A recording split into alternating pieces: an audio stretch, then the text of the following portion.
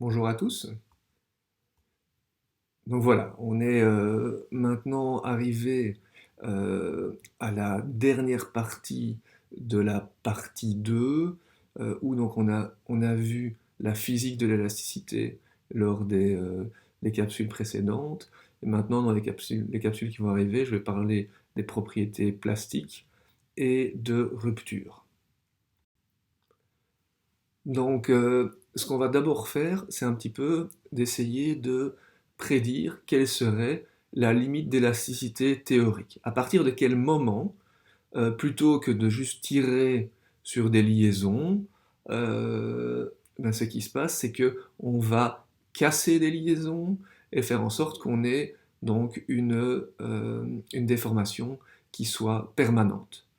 Ok, donc c'est ce qu'on va faire maintenant, et ça va nous amener directement à, à quelques rappels très rapides sur l'existence de dislocations et des mouvements des dislocations dans les cristaux, et on parlera à ce moment-là de la loi de Schmitt, donc, qui permet de faire le lien entre la limite d'élasticité macroscopique et ce qui se passe à l'échelle des cristaux. Okay, donc là, le cadre général dans lequel je me place ici, ce n'est pas la déformation plastique des polymères, hein, mais plutôt la déformation plastique des matériaux cristallins. Ok, donc imaginons qu'on ait donc un cristal. Ici, je fais un dessin très, très schématique, hein, je fais ça en 2D, qu'on applique une certaine force sur ce cristal. Euh, et ici, je prends une force qui est de type cisaillement. Vous comprendrez pourquoi plus tard. Mais donc voilà, on imagine qu'on veut déplacer la partie supérieure du cristal par rapport à la partie inférieure du cristal, et qu'on va faire ça sur une distance égale à une distance interatomique qui est égale à A. Hein, donc cette force de cisaillement bah, est complètement parallèle au plan suivant lequel on va faire bouger la partie supérieure par rapport à la partie inférieure. Donc on va casser toutes les liaisons le long de ce plan, et on va déplacer la partie supérieure sur une longueur A, qui est une longueur interatomique. Et on aimerait bien savoir quelle est la valeur de cette contrainte de cisaillement nécessaire à casser toutes ces liaisons et déplacer la partie supérieure par rapport à la partie inférieure. Alors, il est évident que au départ, quand on n'a encore rien cassé comme liaison, l'énergie interne du système est minimum. Quand on aura déplacé la partie inférieure par rapport à la partie supérieure sur une distance A et refait toutes les liaisons, on va revenir à un état d'énergie minimum qui sera le même que ce qu'on avait avant d'avoir commencé le déplacement. Et donc, on va en fait avoir, comme le premier graphique le montre, on va avoir une variation d'énergie interne du système qui va être une fonction périodique. À chaque fois qu'on a déplacé sur une longueur A et refait toutes les liaisons, on repasse par un minimum. Et quand l'énergie interne du système est maximum, quand on est au milieu du trajet. Et donc, une façon d'exprimer ça mathématiquement, c'est dire que l'énergie interne varie en fonction du déplacement U, suivant l'équation 1, qui dit, ben voilà, c'est un terme constant, U0, plus une fonction périodique euh, positive, c'est pour ça qu'on a un sinus carré, et qui devient un minimum à chaque fois que U est un multiple de A. Okay, donc ça c'est la variation de l'énergie interne. Si je veux avoir la force nécessaire au déplacement, eh ben, c'est directement relié, enfin c'est directement égal à la dérivée de cette énergie interne en fonction du déplacement U. Hein, donc si je dérive cette fonction sinus carré, bah, vous savez tous faire ça, vous allez avoir un 2 sinus cosinus, et ça fait un sinus 2x. Donc vous allez avoir que la force nécessaire est égale, enfin la contrainte de cisaillement est égale à un terme constant taux 0 fois sinus de 2 pi u sur a.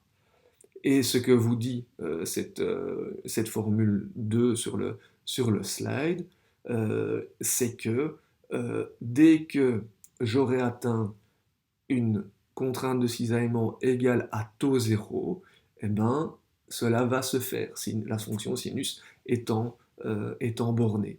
Okay, donc regardez bien aussi sur ce slide U et A. Donc, vous avez U qui est le déplacement, A qui est à la fois la distance interatomique suivant l'axe X, mais aussi suivant l'axe Y. Ici, on a pris un cristal cubique.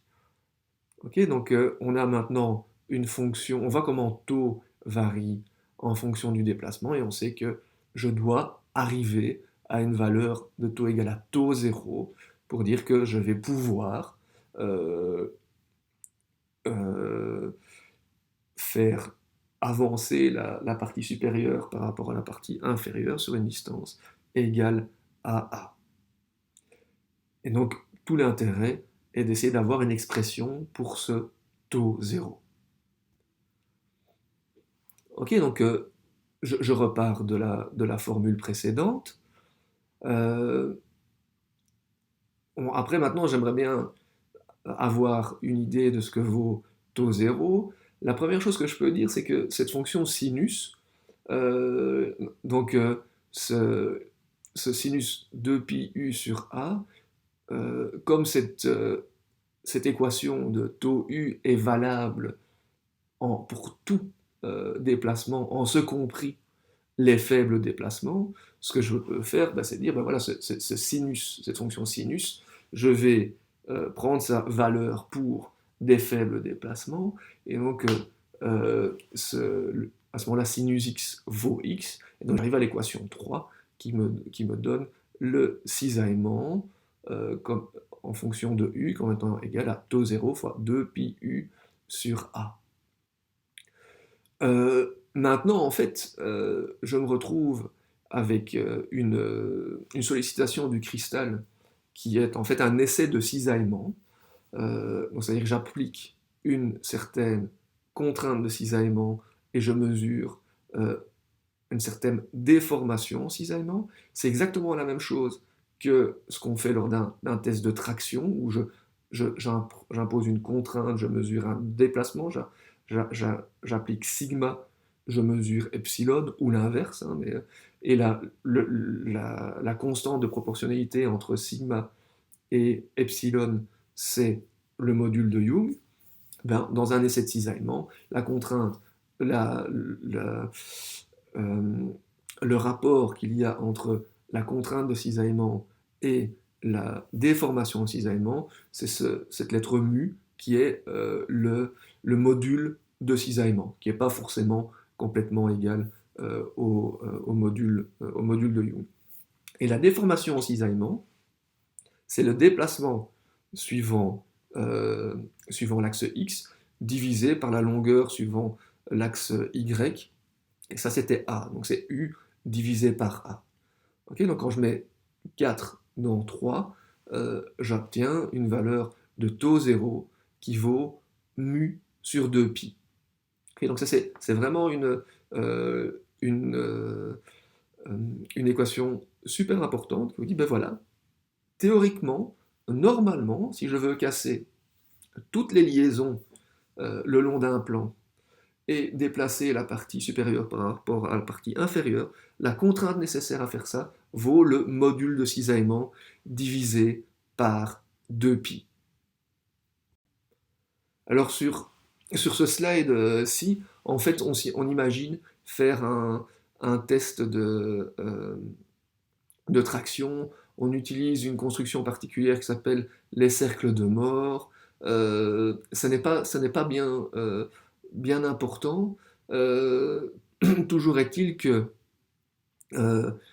on montre par cette construction que le cisaillement maximum va être dans des plans à 45 degrés par rapport à la contrainte macroscopique qui est appliquée, euh, et que en fait la contrainte à ce moment-là euh, dans la direction x pour atteindre mu sur 2 pi dans la direction de 45 degrés, enfin, x, la direction x ou la direction y, la direction de traction, cette contrainte vaut deux fois la contrainte de cisaillement.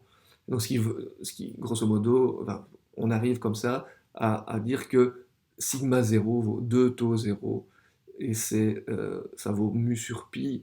Ce qui est important, c'est que cette valeur de sigma, cette valeur de taux, elle est de l'ordre de grandeur de mu divisé par, ce soit par pi, par 2 pi, ça ne change pas grand-chose, parce que donc c'est de l'ordre de grandeur de E sur 10.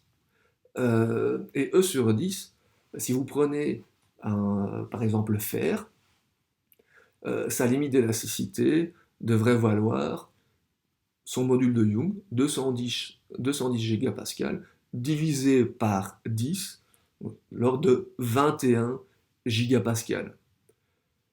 21 gigapascal, et en plus ça voudrait dire que à ce moment-là, si vous prenez une pente de 210 gigapascal et que vous allez jusqu'à 21 gigapascal de contrainte, tout en ayant toujours une déformation élastique, on aurait une déformation élastique de 10%. Okay, alors que ce qu'on voit en réalité, c'est que si vous prenez du fer pur, sa limite d'élasticité va être de l'ordre de 20 à 30 mégapascal. Okay, donc, pas du tout 20 gigapascal. Donc, on a un facteur 1000 entre la limite d'élasticité théorique et ce que j'ai dans le fer pur. Et par rapport, si je commence à allier et durcir l'acier, je vais pouvoir arriver à des limites d'élasticité, grosso modo, de l'ordre de 200, quelques centaines de mégapascales. Donc on est au moins 100, enfin deux ordres de grandeur plus élevés pour la limite d'élasticité théorique que la limite d'élasticité que l'on observe expérimentalement. Donc, sur ce graphe, on appelle le graphe d'Ashby, vous avez donc la limite d'élasticité et le module de Young. Donc, normalement, on devrait avoir entre les deux un rapport 10. Alors, vous voyez que les élastomères, les polymères se rapprochent un petit peu de ce comportement-là, mais par contre, les matériaux polymères, les matériaux métalliques sont vraiment à des années-lumière de ce comportement. Les matériaux céramiques sont aussi assez proches. Et donc il y a clairement dans les matériaux métalliques quelque chose d'autre qui se passe pour l'entrée en plasticité, hein, pour le fait qu'on puisse commencer à bouger de façon irréversible les atomes les uns par rapport aux autres, qui font qu'on est de l'ordre de 100 à 1000 fois plus bas en limite d'élasticité par rapport à la limite d'élasticité théorique. Donc, la question c'est quel est le mécanisme qui permet de faire bouger les atomes les uns par rapport aux autres pour des valeurs de contrainte qui sont bien plus faibles que ça. Si vous avez suivi la première partie du cours, vous vous souviendrez qu'il y a un type de défaut dans les matériaux qui s'appelle les dislocations. Et je vous rappelle cette analogie où la chenille se déplace en faisant se propager un défaut dans son corps. Elle fait une boursouflure qui se déplace, et c'est ce qui fait qu'elle se déplace sur le sol. On avait aussi parlé de l'analogie du tapis, hein, pour déplacer tout un tapis. On peut soit le tirer complètement en ayant un frottement total tout le long de la surface du tapis, ou alors on fait une boursouflure que l'on pousse avec le pied et on déplace comme ça le tapis sur le sol. Donc c'est pour ça que vous avez un point 2 qui est rappel sur les dislocations.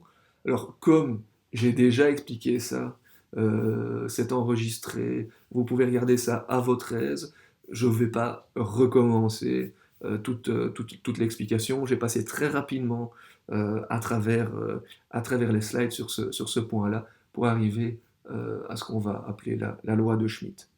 J'ai juste réinsisté sur 2-3 points importants.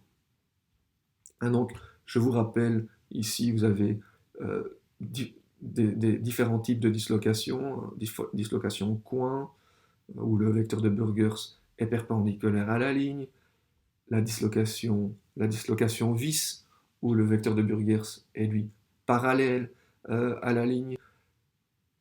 Et de façon générale, une dislocation est mixte. Donc, on a un vecteur de Burgers qui est fixe, et la direction de la ligne par rapport au vecteur de Burgers peut varier entre 0 et 90 degrés. L'important, donc, c'est que ce vecteur de Burgers correspond à une longueur interatomique et c'est la valeur de déplacement que, quand la dislocation se propage au sein du cristal, c'est le déplacement que vous allez avoir par dislocation qui se propage, c'est le déplacement que vous allez avoir de la partie supérieure par rapport à la partie inférieure. Alors, on peut montrer que l'énergie associée à une dislocation est directement proportionnelle à son vecteur de Burgers au carré. Ce qui veut dire que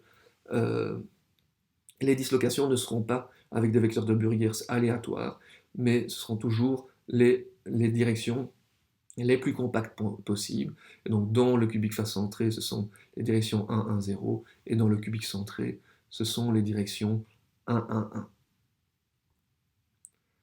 Alors, on peut se poser la question de combien on a de dislocations, en fait, ça peut se mesurer expérimentalement, et on en arrive à des chiffres qui peuvent donc paraître complètement hallucinants, de plusieurs centaines de kilomètres de dislocation par centimètre cube. Donc c'est les unités d'une densité de dislocation, ce sont des centimètres par centimètre cube, des centimètres de ligne par centimètre cube, et donc ça donne des par centimètre carré. Et donc c'est un grand réseau de spaghettis ces spaghettis peuvent se croiser, et quand ils se croisent, ça donne des points d'ancrage où les dislocations ne peuvent plus bouger, elles sont épinglées par ces nœuds entre dislocations. Vous avez donc ici encore je vous rappelle, un dessin qui vous montre comment, sous l'effet de la contrainte de cisaillement, la dislocation qui est là en A5 va se propager en cassant petit à petit, un à un, une à une les liaisons, et finalement, on aura déplacé la partie supérieure par rapport à la partie inférieure sur une longueur qui est égale à B, le vecteur de Burgers. Ok, donc ce slide-ci rappelle l'analogie du glissement du tapis. Ici, c'est voilà, comment une dislocation coin, quand elle bouge, vous donne un déplacement égal au vecteur de Burgers. La dislocation vis, la même chose, ça vous donne un déplacement égal au vecteur de Burgers, et une dislocation mixte, quand elle aura bougé, voilà, le vecteur de Burgers est constant le long de la ligne, juste la ligne change d'orientation, et quand elle se sera propagée, vous aurez un déplacement égal au vecteur de Burgers. Donc chaque dislocation vous donne un déplacement égal au vecteur de Burgers, qui est la longueur la plus courte entre deux atomes dans un cristal. Alors je ne vais pas rappeler le mécanisme de multiplication des dislocations, je veux juste vous rappeler le fait que si on prend des densités, donc, je vous disais, de 100 km de dislocation au centimètre, euh, au centimètre cube. Et vous imaginez que toutes ces dislocations soient super bien mises et que chacune vous donne exactement donc, un déplacement de B parallèle au cisaillement appliqué dans son plan. Mais on n'arrive jamais à expliquer qu'on peut déformer des plaques, des tôles de métal comme on le fait en partant de plusieurs dizaines de centimètres d'épaisseur pour terminer à quelques microns comme vous l'avez sur les feuilles de papier aluminium que vous utilisez sans doute assez régulièrement. Et donc il faut un mécanisme de multiplication des dislocations en cours de déformation. Et ça, c'est le mécanisme de Frank et Reed qui se passe, comme c'est dessiné là, où les dislocations sont épinglées à leur point d'ancrage.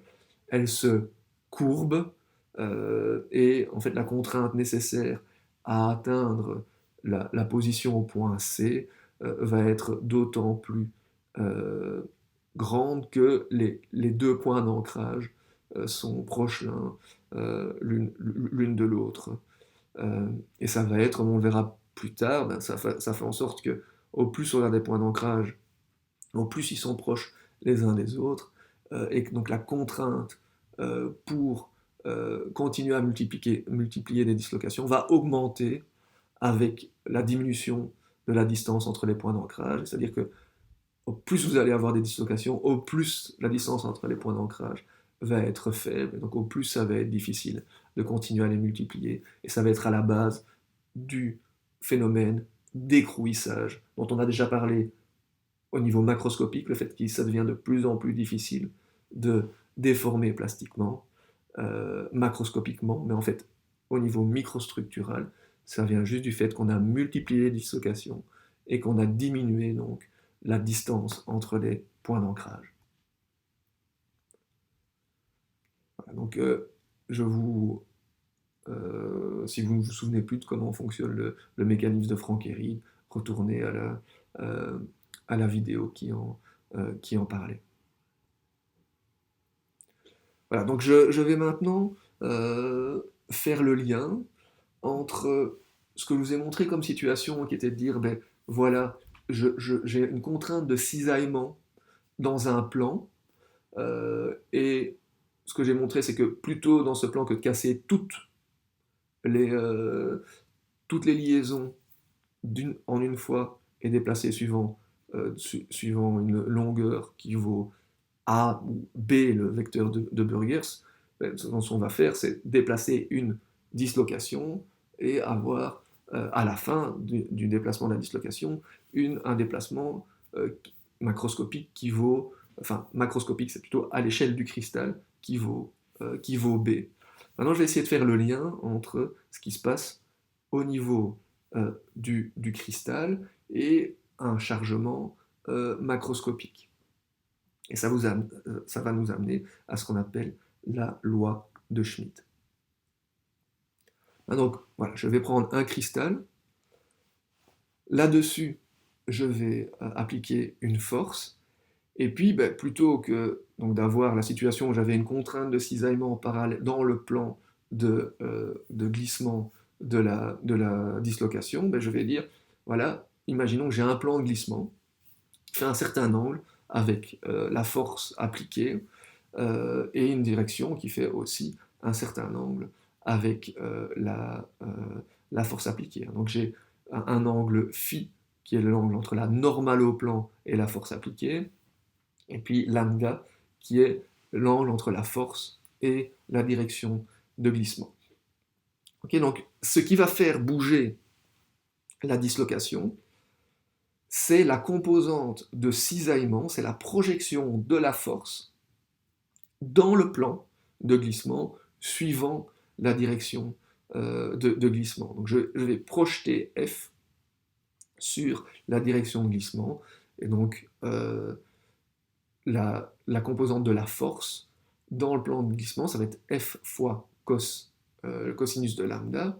Et puis alors si je veux avoir euh, la contrainte, il me faut l'air. Donc si l'air sur lequel était appliquée la force F, c'était A, comme je connais l'angle que fait la normale au plan avec F, l'air de la correspondante du plan de glissement, c'est A divisé par cosinus phi.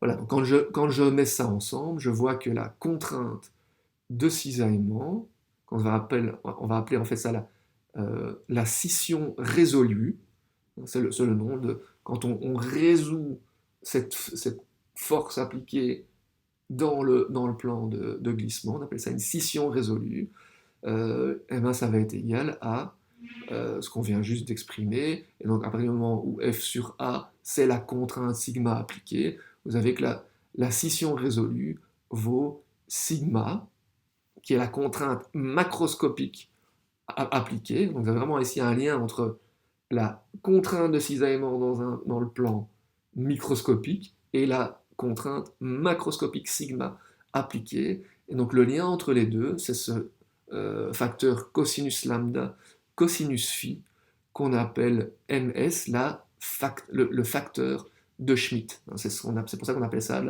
la loi de Schmitt. Et donc ce facteur ms fait le lien entre la contrainte macroscopique et la contrainte de cisaillement dans le plan de la dislocation, de glissement de la dislocation.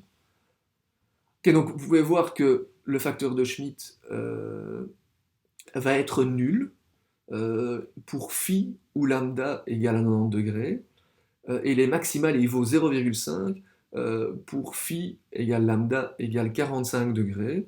Donc en fait, ça vous montre que quand je fais un test de traction, la contrainte de cisaillement maximum va être dans un plan à 45 degrés, okay, qui peut très bien justement ne pas être un plan de glissement, mais donc voilà, suivant l'orientation du plan de glissement, vous allez avoir différentes valeurs de la scission résolue critique, et elle vaut 0 quand phi ou lambda est égal à 90 degrés, c'est-à-dire quand on tire soit perpendiculaire au plan, ou quand le plan est parallèle à l'axe de traction.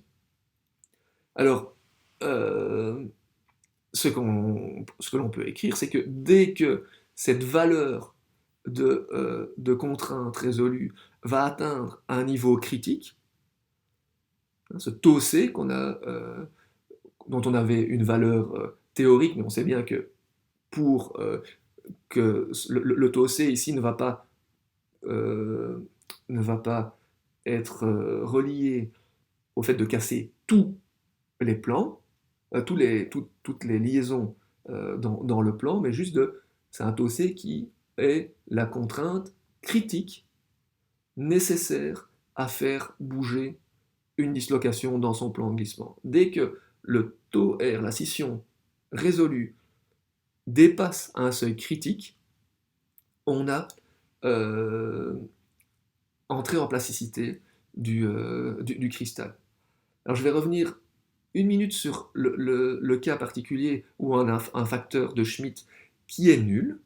Donc voilà, imaginez qu'on ait un cristal dans lequel on n'a qu'un plan de glissement, et que ce plan de glissement soit perpendiculaire ou parallèle à F. Vous avez un facteur de Schmitt qui vaut 0. Et donc, la question que je pose toujours, c'est quelle va être la valeur de la limite d'élasticité de ce cristal. Alors, si vous reprenez le développement ici, voilà, il suffit juste que la scission résolue atteigne une valeur critique, et les dislocations vont commencer à se mouvoir dans le plan de glissement. Alors bien souvent, la réponse que j'ai, c'est à ce moment-là, si le facteur de Schmitt vaut 0, la limite d'élasticité va valoir 0. Alors que c'est pas ça du tout, en fait. Vous voyez que si vous prenez l'équation 1, je peux, si ms le facteur de Schmitt vaut 0, je peux augmenter la contrainte tant que je veux, je n'aurai aucune contrainte de cisaillement dans le plan. Donc ce qui fait qu'en fait, on va pouvoir augmenter la contrainte sans que rien ne se passe. Donc on va se dire, ben, la limite d'élasticité est infinie. En fait, ce qui va se passer, c'est que bon, non seulement on a plusieurs plans de glissement, mais la limite d'élasticité ne va pas être infinie, mais au mieux peut atteindre ce qu'on appelle la limite d'élasticité théorique. Ok. Donc mu sur pi, enfin, E sur 10, quoi. Alors maintenant, si je regarde, si j'ai pas que un seul cristal, mais j'ai un polycristal, ce qu'il va falloir, c'est activer la déformation dans dans tous les grains. Hein, donc dans un monocristal euh, qui est le mieux orienté avec MS, le facteur de Schmitt qui vaut 0,5, on entrera en plasticité pour une valeur de sigma qui vaudra 2 fois la scission résolue critique. Dans un polycristal, en fait, on va avoir à ce moment-là la nécessité d'avoir entré en plasticité dans des grains qui sont bien orientés et des grains moins bien orientés. Et en fait, quand on fait un traitement un petit peu statistique, on prend une distribution d'orientation et aléatoire, et on regarde un petit peu, et ben, on peut montrer que en moyenne, il faudra à ce moment-là atteindre une valeur de contrainte qui vaut 3,1, donc 3,1 fois la scission résolue critique, donc un polycristal est en fait 50% plus dur que un monocristal qui serait orienté de la façon la plus parfaite possible avec un facteur de Schmitt égal à 0,5. Alors ceci, ça nous amène à parler de ce qu'on appelle le système de glissement. Donc je vous ai déjà dit que le vecteur de Burgers n'était pas aléatoire, hein, donc c'est les directions les plus denses possibles.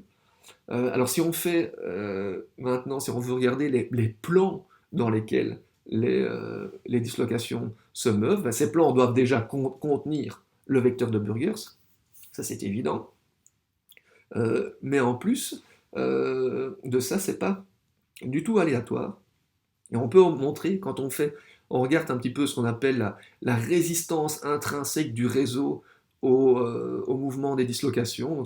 C'est quand on fait de la mécanique des dislocations. Pour ceux que ça intéresse, n'hésitez pas à vous acheter un livre pour la Noël sur le sujet, ou bah, pour ceux qui suivront mes cours dans les années suivantes, ben, une partie de ces cours, quand on va parler de mécanique des matériaux, ben, on parlera aussi de mécanique des dislocations, mais on peut montrer que cette valeur de tau C sera d'autant plus basse que le plan est compact. Donc ça veut dire que dans les matériaux cubiques face centrés, les systèmes de glissement vont être les plans 1-1-1, hein, parce que c'est une structure compacte, et les directions de glissement vont être les directions 1-1-0. Okay, dans une structure cubique centrée, donc là les directions de glissement sont 1-1-1. Par contre, ce n'est pas une structure compacte, et donc en fait, on va pouvoir avoir du glissement dans différents plans qui ont des compacités à peu près équivalentes, mais le plus souvent, ce sont les plans 1-1-0. C'est ce que j'essaye de résumer sur la dia suivante. Voilà, ici donc vous voyez, dans un cristal cubique face centrée, hein, FCC en anglais, comme le cuivre, l'aluminium, les plans de glissement, ce sont ces plans diagonaux, les plans 1-1-1, et les directions de glissement sont les directions 1-1-0, qui sont donc les diagonales des faces. Et donc pour chaque plan, on a 3 diagonales, ce qui fait que, comme on a 4 plans 1, 1, 1, vous pouvez facilement voir ça en faisant balader un signe moins au-dessus des 1. Hein, donc on a 1, 1, 1, puis on a moins 1, 1, 1, 1, moins 1, 1, et 1, 1, moins 1. Donc on a 4 plans comme ça, 3 directions de glissement de type 1, 1, 0 dans chaque plan. Et ben vous avez 12, ce qu'on va appeler système de glissement. Parfois on dit 24 parce que on donne un sens à la direction 1, 1, 1, 0.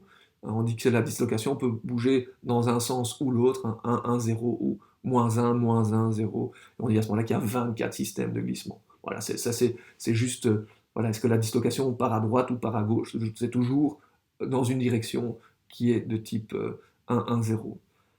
Et donc dans le cubique centré, le plus souvent, ce que l'on voit, c'est donc toujours le vecteur de Burgers est de type 1, 1, 1, donc ce sont les diagonales du cube, et les plans les plus souvent rencontrés sont 1, 1, 0, donc ils ne sont pas diagonaux principaux, mais vous voyez comme ça va d'un côté au côté opposé.